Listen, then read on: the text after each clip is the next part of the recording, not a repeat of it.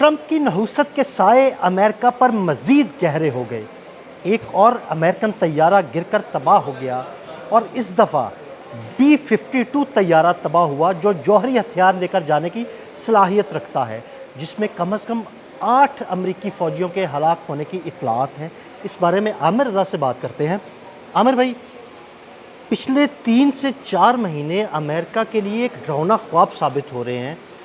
कभी कोई तैयारा तबाह होता है, कभी कोई तैयारा तबाह होता है, कभी ईरान के हाथों तैयारा तबाह होते हैं और अब अमेरिका में ही अमेरिकन B-52 तैयारा जो है ना वो तबाह हो गया है। 8 अमेरिकी फ़ौजी मारे गए हैं। ये नहुसत के साए मज़ीद गहरे नहीं हो गए अमेरिका पर? अच्छा, ये मुझे तो लगता है कि ये नुसरत के साए के साथ साथ खलाई मखलूक भी है। ये जो डोनाल्ड ट्रंप ने फ़ाइल निकाली थी नई नई खलाई मखलूक की, तो उन्होंने कहीं ना कहीं तो हमला करना था। और आपको पता है, फ़िल्में हो या ओरिजिनल दुनिया हो, आती वो सिर्फ अमेरिका पर ही हैं। बिल्कुल। अब ये साउथ कैलिफोर्निया में एडवर्ड एयर बेस है जहाँ से इसने फ्लाई किया। और ये B-52 की ज़रा सी मैं आपको हिस्ट्री बता दूँ कि 1960 में जब कोल्ड वार अपने अरूज पर थी और नया नया सुपर पावर्स का कंसेप्ट सामने आया था, उस वक्त अमेरिका ने इस जहाज़ को इंट्रोड्यूस करवाया था। 3 जनरेशन से इसको इस्तेमाल कर रहे हैं और 60 से लेकर आज तक आप ज़रा हिसाब लगा लें कि इनके तकरीबन 65 साल हो गए हैं इस जहाज़ को इस्तेमाल करते। इसीलिए कहता हूँ कि 20 साल के बाद रिटायरमेंट है, तो चौथी जनरेशन जो है इस वक्त इसको इस्तेमाल कर रही है। यानी ये अपग्रेड करते रहते हैं इसको। आप इसको यूँ समझिए कि ये हर आने वाली जनरेशन जो है इसकी नई जो है इसका नया वर्जन जो है जी बिल्कुल। वो सामने लेकर आती है। और ये दुनिया का वो जहाज़ है जो आज तक नहीं गिरा। सही। अब इसको खलाई मखलूक ने हिट किया या रूहों की कारस्तानी थी, या वाकई वो बात ठीक है कि डोनाल्ड ट्रंप की नहुसत अमेरिका पर छाई हुई है। अमेरिका इतनी बड़ी जंग हार गया।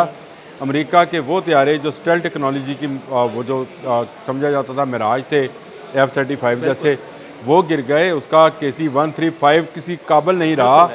उसका अपने वॉक्स तैयारा तबाह हुआ और उसके F-18, F-15, F-16 आप नाम लेते चले जाएं। A-10 जो है तैयारा और A-10C, और ये ऐसे जहाज़ थे जिनके ऊपर अमेरिका बिलाशुबा फ़ख्र करता था। और इसी में एक जहाज़ B-52 बम्बार है। अब इसको ज़रा समझें, इसकी लंबाई जो है 159 फीट है। सही। लेकिन बहुत बड़ा तैयारा है जी। आप ज़रा 159 फीट ज़रा गिने ना तो आपको पता लगेगा कितने कनाल बनते हैं। लेकिन इसके परों की फुलाई इसकी लंबाई से भी ज़्यादा है, 185। यानी अगर किसी रनवे पर उसने उतरना होगा तो कि बड़ा रनवे चाहिए इसको। ये इसको बड़ी खुली ज़मीन चाहिए होती है और इसको उड़ने के लिए भी उतनी ताकत चाहिए है। और इसमें 7000 किलोग्राम वज़न जो है उठाने की सलाहियत है। इसके अलावा इसमें एटमी वॉरहेड वाले मिसाइल जो हैं वो भी 4 लगाए जा सकते हैं। और दूसरी बात मैं आपको बताऊं, मैं इसको वैसे दजाल का गधा कहता हूं। अच्छा। दजाल का गधा इसलिए कहता हूं कि दजाल के मतलब मशहूर है कि उसने जब आना है तो उसका जो गधा होगा उसके कान जो हैं वो इतने हाथ लंबे होंगे। ये बाकायदा अहादीस में मौजूद है। इसके पर जो हैं आम जहाज़ों की निस्बत ज़्यादा बड़े पर हैं। यानी उनको अगर मैं आपको एक तस्वीर शेयर करता हूँ जिस पर अगर फ़ौजी खड़े हैं तो फ़ौजी कम पर जाएंगे, वो पर ख़त्म नहीं होने को आते हैं, वो इतना बड़ा है। एक बात। दूसरी बात यह है कि इस जहाज़ में मुसलसल 42.2 घंटे उड़ने की सलाहियत है। आप इससे अंदाज़ा कीजिए कि अगर आपको यहाँ से अमेरिका जाना है तो आपको 12, 14, 15, 16 घंटे लग जाएंगे, 18 घंटे लग जाएंगे। 42 घंटे मुसलसल प्रवास का मतलब ये है कि ये दुनिया का चक्कर लगा सकता है और बिला रुके। और मैंने इसको दजाल के गधे से इसीलिए मैं मासला देता हूँ कि एक तो इसके कान जो बहुत बड़े हैं और दूसरा उसके मतलब ये है कि वो चंद मिनटों या चंद सेकंड में दुनिया के किसी हिस्से में भी चला जाएगा। तो इतना बड़ा जहाज़ जो 7000 किलोग्राम के बॉम्ब्स और फिर उसके बाद मिसाइल जो टेक्नोलॉजी है, बात है कि एटमी वॉरहेड लेके जाने की सलाहियत है। और ये 52,000 जो फिट है उसकी बुलंदी पर प्रवास कर सकता है। यानी ये आप यूँ समझिए कि एक मुसाफिर तैयारा जो है वो तकरीबन 36-32 हज़ार फुट की बुलंदी तक जाता है। जो दुनिया के इस वक्त जदीद तरीन जहाज़ हैं वो 50,000 फुट की बुलंदी पर जाते हैं। ये उससे भी 2000 फुट ऊपर चला जाता है। यानी जो इसको उड़ाने वाले हैं कर्नल डेविड, उनका मैं इंटरव्यू पढ़ रहा था जब ये सारा मामला हुआ तो मैंने कहा जरा पढ़ो ये है क्या। तो उन्होंने कहा कि आप अगर 2000 किलोग्राम वज़नी बम भी ज़मीन पर गिराएँ, इसके ज़रिए से गिराएँ, इस तक उसकी आवाज़ नहीं आती है, और नीचे जो है वो एक मुल्क तबाह हो सकता है। यानी आप अंदाज़ा करें जदीद सलाहियतों का हामिल तैयार सर, ये देख कर ही खौफ आता है। मसलन ये एक ऐसी बला है, शक्ल भी बड़ी खौफनाक खौफनाक है।